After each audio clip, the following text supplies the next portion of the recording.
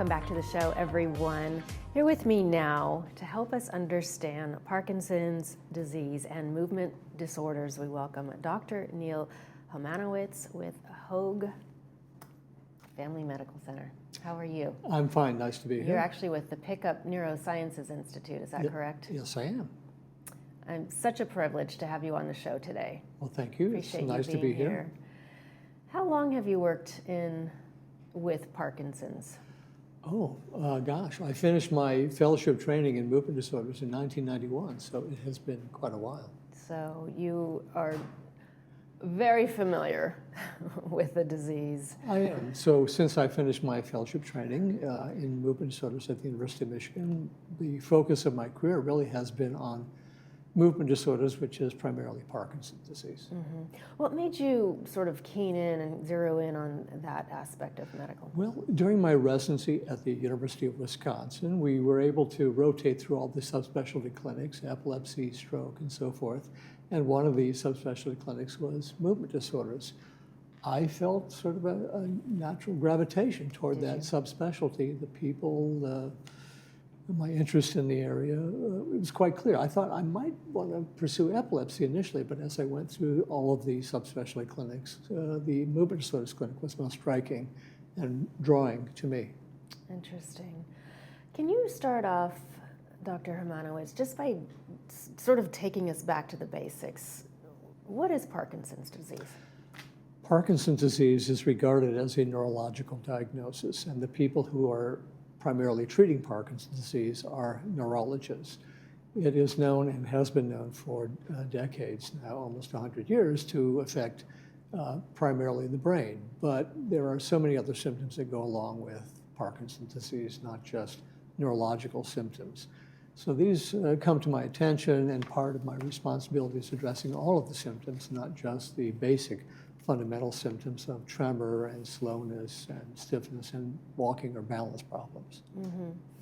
It seems like that would affect people of an older generation, but that's not necessarily the case, right? What is the age range of demographics who are usually impacted? Well, the average age of diagnosis of Parkinson's is 60 years old, which doesn't sound that old anymore. It can affect people well under that age. Michael J. Fox is a public example. He announced at the age of 30 that he had been diagnosed with Parkinson's disease. Yes, he was 30 when he publicly announced, so he had been having symptoms, I'm sure, in his late 20s at least. The youngest person I have personally diagnosed was 26 years old. He was a young man. I have diagnosed people in their 90s with Parkinson's disease, so it does cover a broad age range. Currently, I have a person in my practice who is in her mid-30s. Really? Have you seen an increase in the disease during your practice? Yes, and I think that's true worldwide. Some of my colleagues reported some years ago, they looked at data worldwide from healthcare data worldwide, different countries, and it was identified, Parkinson's disease was identified as the fastest growing neurological diagnosis worldwide, even faster than Alzheimer's disease. Wow. Dr. Manos, what are you attributing that to? The exact reason for that is not entirely clear. The authors of that article believe that it may be in part due to things that are in the environment, things that are pesticides, for example, or herbicides or organic solvents that we are putting into the environment are triggering in some people who may be genetically predisposed to getting Parkinson's disease. Is there anything we can do to prevent the disease? We have tried.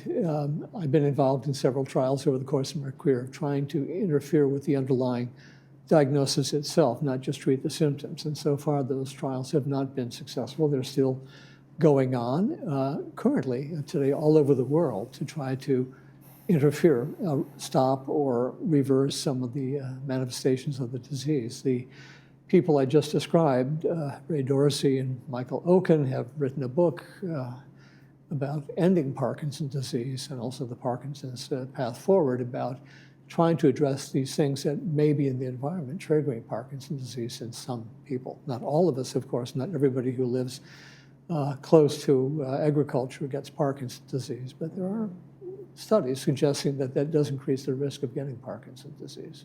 Yeah, that's so scary. You know, we've got other things in the environment also. We've got the 5G that I know some people are worried about and wondering, could that be causing some of these adverse effects on the human body, or what's really going on? There are examples that have been published. A factory in Kentucky with workers getting close to an organic solvent, and the closer they worked to that solvent, the more likely they were to get Parkinson's disease. There's this Camp Lejeune where there was a organic solvent in the well water and increased numbers of people there with Parkinson's disease. So there are examples currently and also throughout our past about hotspots possibly related to things that we put into the environment that may be increasing the risk of getting that diagnosis. Wow. So explain to us, what's the difference between Parkinson's and other movement disorders that you've studied throughout your career? Well, one of the more common movement disorders I see is something called essential tremor, which means it's just tremor and not thought to be due to some underlying brain pathology. When we do scans of people with essential tremor, which we don't normally do, but if somebody has an MRI of their brain, we don't see any kind of structural changes. That's also actually true in Parkinson's disease. If somebody has an MRI of their brain, we can't see Parkinson's on an MRI scan. In the laboratory, when we look at the brains of people after they passed away with Parkinson's, we can see areas of change in the brain, which we don't see so conspicuously in people with essential tremor.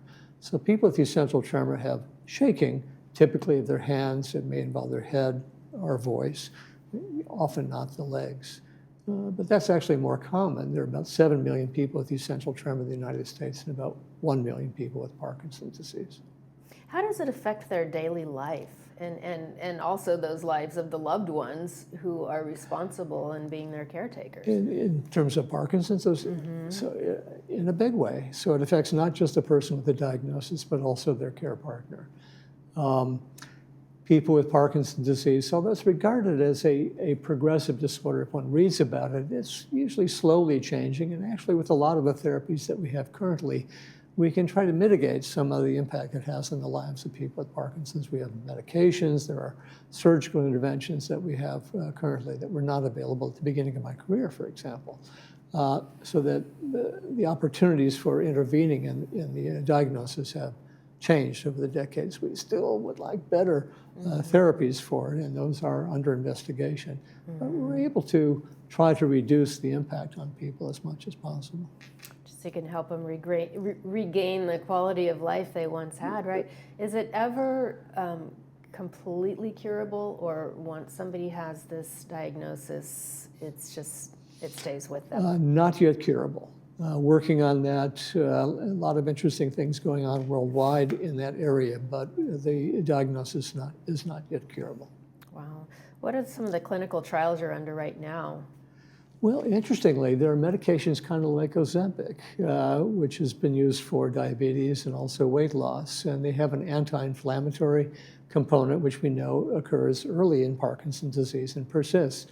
The inflammation persists through Parkinson's disease. So there are trials of that. There have been some gene therapies that have also been studied. I was involved with one of those in the past that unfortunately was not successful. There's still interest in stem cell therapy for Parkinson's disease, and we'll see where that goes. That's been discussed for a very long time, and so far not yet proven to be successful, but there's a lot of interest worldwide in developing new treatments for this increasingly common diagnosis. Well, hopefully we can get those environmental factors at a standstill and lower the chances of anyone else getting Parkinson's. Yes. Sure appreciate your time today, Dr. Hermanowitz. Happy to be here. Thank you so much.